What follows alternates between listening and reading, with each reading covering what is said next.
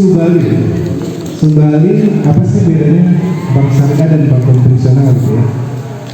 Istilahnya ada sih.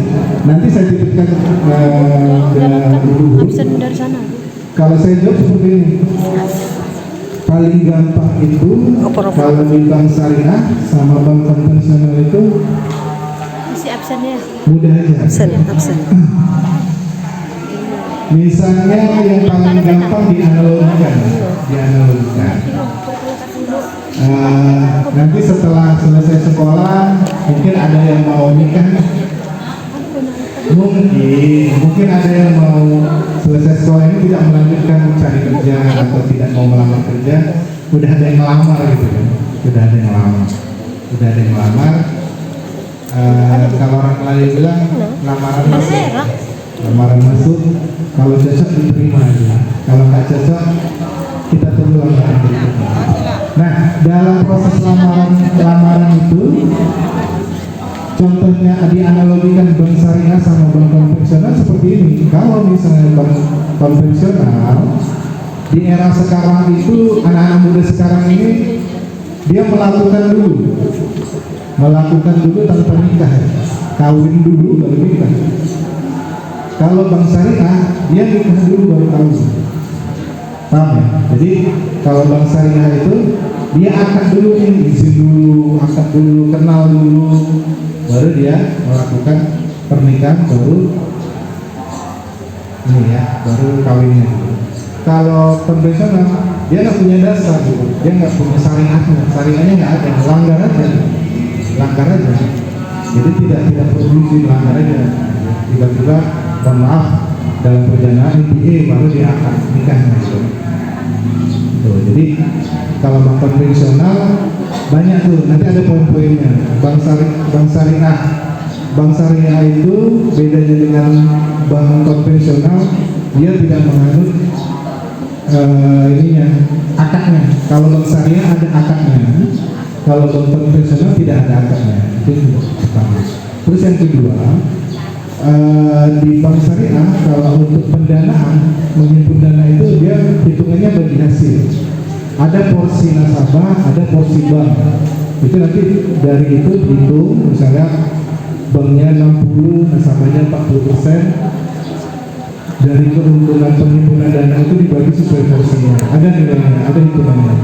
Kalau di bank konvensional kita tidak punya pilihan.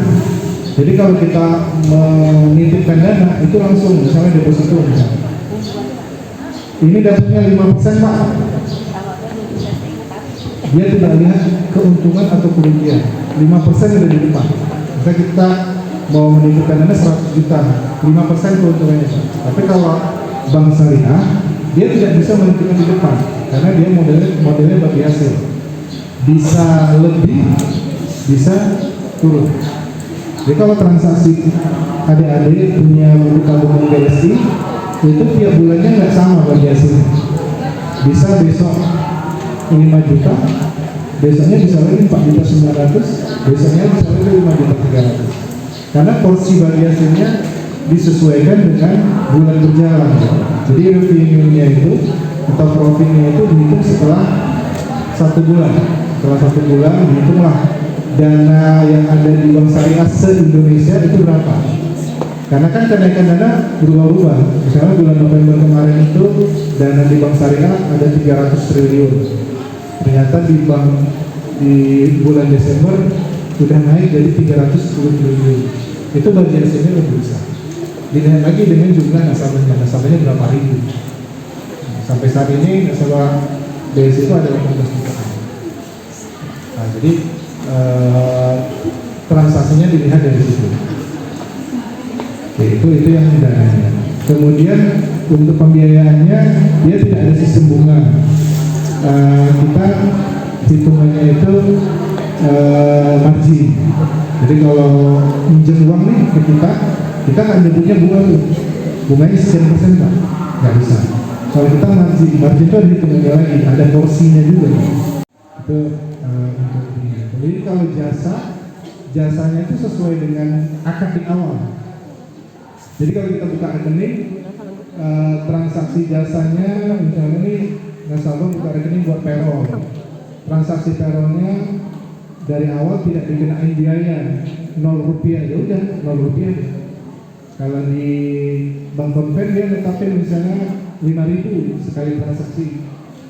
Nah, kalau kita enggak, kita tidak menetapkan.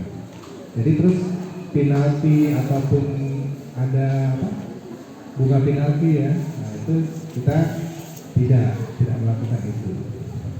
Nah, jadi nanti slide-nya kita akan berikan, nanti bisa dibaca lagi buat tambahan ilmunya Subagya dan teman-teman. Oke, yang ketiga, keuntungan menabung di Bank Syariah Indonesia ya. Kalau keuntungan tergantung nasabahnya. Pertama, nasabah menabung di BSI, kalau cuma buka rekening tidak menyetorkan, dia nggak untung. Kalau dia menyetorkan dana, dia pasti untung karena ada dari hasil. Itu aja sih simpelnya. Jadi kalau buka rekening tidak setorkan dana, dia nggak untung. Gimana mau diambil ini dia keuntungan gitu. Nah, kalau dia tiap bulan dia bisa melakukan simpanan tabungan, kemudian deposito, atau dia mau giro, itu boleh.